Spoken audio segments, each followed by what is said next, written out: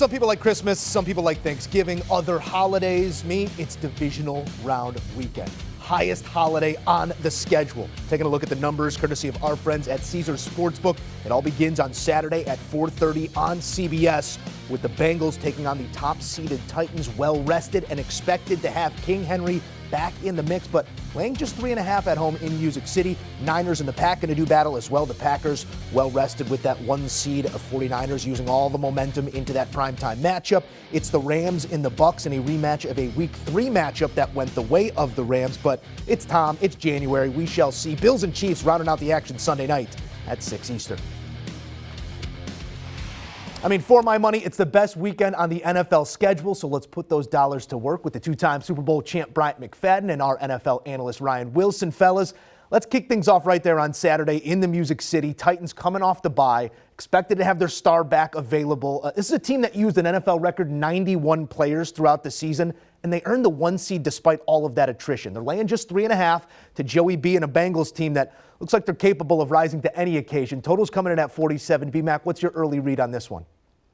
Well, you talked about the players that Coach Vrabel had to use because of injury and still being able to get the number 1 seed. He has been the best coach in the National Football League. And also you talk about having extra days to prepare. Looking at his schedule and looking at what he's been able to do throughout his resume, when he's received 8+ days, he's 8-0 straight up, 8-0 ATS. He is flawless when given extra days to prepare for the opposing opponent. So me personally, just knowing and seeing all of that, I'm taking the Tennessee Titans. I love the home cooking, especially for Coach Vrabel, not to mention you talking about not getting the Prince back, but getting the King back into the lineup. That's a huge plus for me. Give me the Titans laying 3.5. I'm with you, B-Mac, and you mentioned that 8-0 record. It gets even worse for the Bengals. That 8-0 record with Vrabel and all that time off. 237 for, 87 points against. Average margin of victory, 18.8 points. 2 shutouts. And if you're a Bengals fan, you also know this. Last week, you finally won a playoff game for the first time in 30 years. On the road in the playoffs, the Bengals are 0 for, as in 0 for their franchise, 0 for 7. They have never won a playoff game on the road. There's a lot to love about Joey Burrow and Jamar Chase. This isn't your Andy Dalton's Bengals. But look, the Titans are an exciting football team when you compare them to all the other teams left in the playoffs, but they find a way to win football games. Derrick Henry's coming back. I don't know how big his impact's going to be, but I do know this. The Bengals have a lot of issues along the defensive line, and even if Derrick Henry's 80%, that's going to be a lot of running over people for 60 minutes of football, given that they can't even tackle folks because everyone's hurt along that front 7 there, Joey. Before we dive into this next game, would you say you have a fashion icon you like to really model your game after here? Like, is there something behind it? I'm loving the Statham look. I don't know. And the glasses as well. It's like that? Yeah. Matching. You were matching. If you had been wearing that yesterday, Ryan. I like to inspire. Yeah, I was inspired. Some might call it an inspiration, some might call it mocking, but I am paying homage to you, Joe Musso, no doubt about it. All right. Well, I went with the classic collar. Trendsetter. Joe Musso, trendsetter. All right, elsewhere, Pat Mahomes and the Chiefs will welcome the Bills to Arrowhead. The home side are 2-point favorites in this one, despite losing to the Bills back in Week 5. Ryan, are you backing the Chiefs to reach their 4th consecutive conference championship game, or do you see the Bills playing spoiler in this one? I mean, both teams are playing lights out, great football, and it's a big stretch from where we started this thing, Poppy, because Week 1, the Bills lost to the Steelers, and then here we go last week, the Kansas City Chiefs absolutely embarrassed the Steelers in that Arrowhead game, and when these two teams met, Kansas City and Buffalo early in the season, the Chiefs had a losing record when they got finished with that game, and the Bills won that game convincingly. All that said, after watching what the Chiefs did last week and how they played for most of the second half of the season, I find it very hard to think that Buffalo's going to come in there and have their way with them. Neither team can run the ball that well.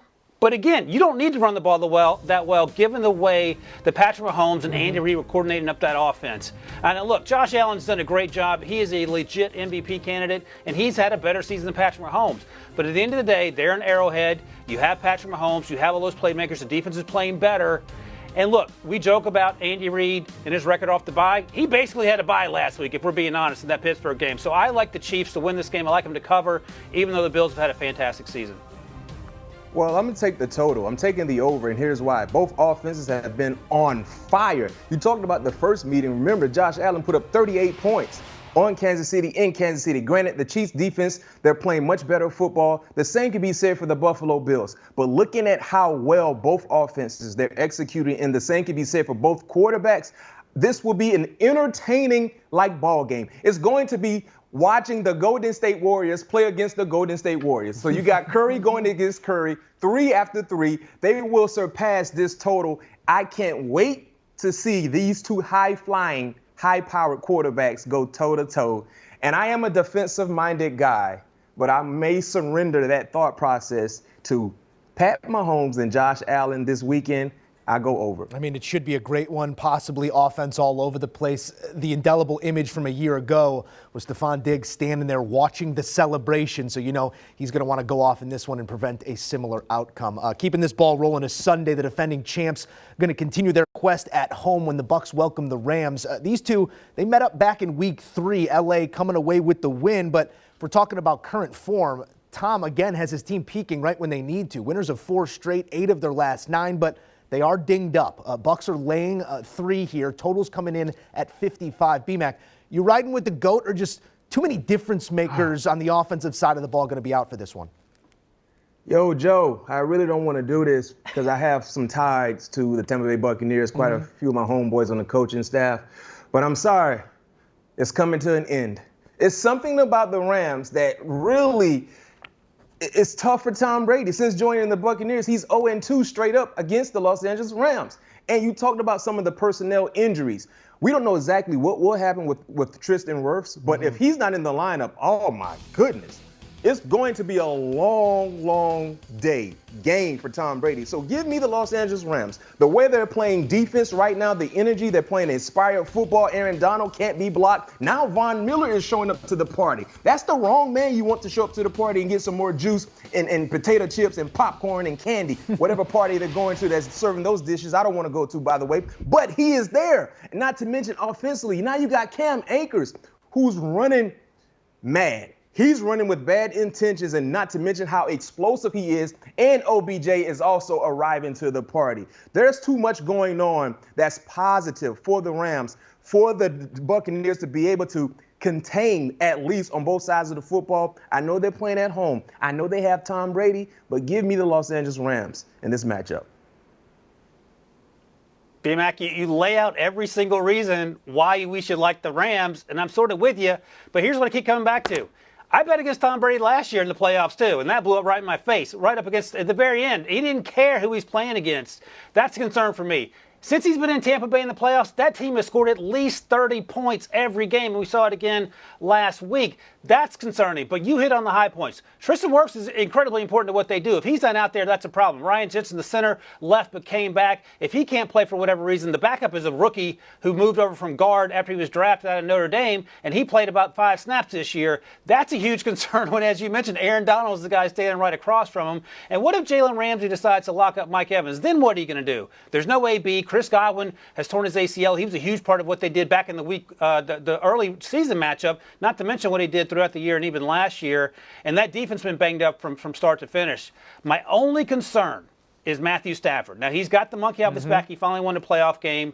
But if he starts messing around, throwing, Hail Marys to get intercepted, we're going to have a conversation. But right now, as you sit here, I'm with B-Mac. I think the Rams find a way to win this football game. Wow, all right. All right, so all eyes will be on Tom Brady in that one. But elsewhere, all eyes will be on Aaron Rodgers as the Packers welcome the 49ers. So let's just say a chilly Green Bay, isn't it? The home side, the top seed in their conference, and the favourites to win this game. However, it's been over 10 years since they've reached the Super Bowl. So, Ryan, does that give you cause for concern, or are you backing Green Bay to get the job done? Poppy, I'm going to read my notes that I made for this part of the conversation. Do not trust Jimmy Garoppolo. So that's where I'm at on that. Look, I know he has a great winning percentage in the playoffs. B-Mac's making faces. It's true, B-Mac. I know Jimmy G has done great in the playoffs in terms of his winning percentage. But I cannot get out of my mind that interception he threw against the Cowboys in a game where they were cruising. They should have beaten that team by 3 touchdowns, and Jimmy G let him back in it on what was an easy pass. B-Mac, you can make that pass left-handed. We know Musso can make that pass because he made 2 of those passes in college as a wide receiver. There's no excuse for the throw that Jimmy G made there, and it only takes one of those things to mess things up. The good news is that running game is going to give the Packers fits because the Packers aren't great against the run. But on the other side, I'm rolling with Aaron Rodgers. I'm rolling with Devontae Adams. I'm rolling with Aaron Jones. I love Kyle Shanahan. I think he's probably a better coach. We probably all would agree than Matt LaFleur. Matt LaFleur's got a pretty good track record since becoming head coach. I'll take Aaron Rodgers in the week off just only because I don't know which Jimmy G is going to show up. If you told me Jimmy G's playing 60 minutes of good football, I'll reconsider. But right now, I'm rolling with the Packers to cover and win. Well, I'm taking a total. Last time I checked, I think it's supposed to be a scorching 2 degrees around kickoff. And That's Green Bay summer. Yes, it's going to be 2 degrees. So make sure you guys have your sunscreen on. And this is a crazy stat that I found out about. There have been 4 playoff games at Lambeau Field with a kickoff temperature below 10 degrees. Each game had 43 total points scored or fewer. The over-under is 47.5. I'll take it another step further for you guys. Since 1960, there have been 17 games at Lambeau Field that have been 10 degrees or colder at kickoff.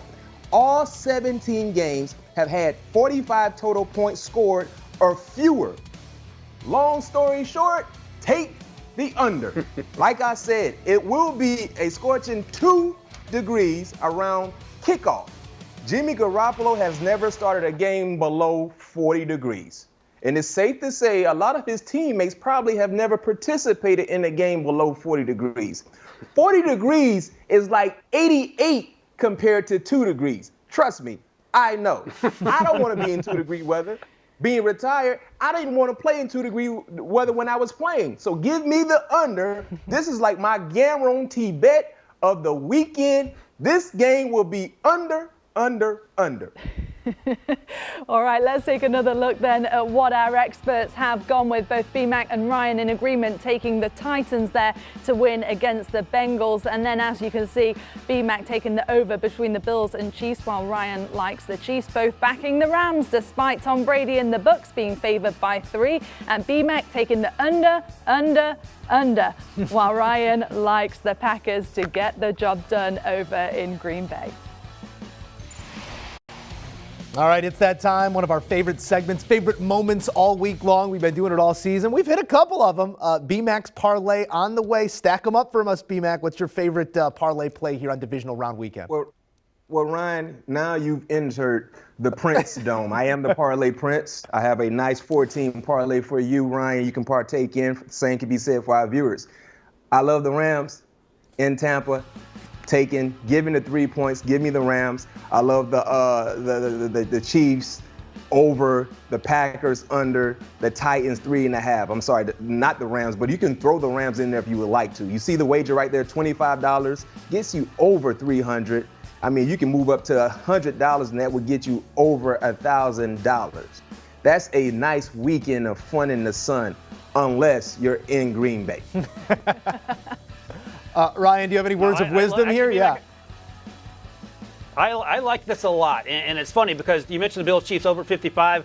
We did the Pick Six podcast, and my bold prediction for that game was 9 total touchdowns with both quarterbacks. So Patrick Mahomes, Josh Allen throwing and running 9 total touchdowns. That's going to get you well over that 55 mark. I love that. I think the Titans were sleeping on that team because the Joe Burrow Bengals are playing really well and they're fun to watch. We'll see what Derrick Henry has.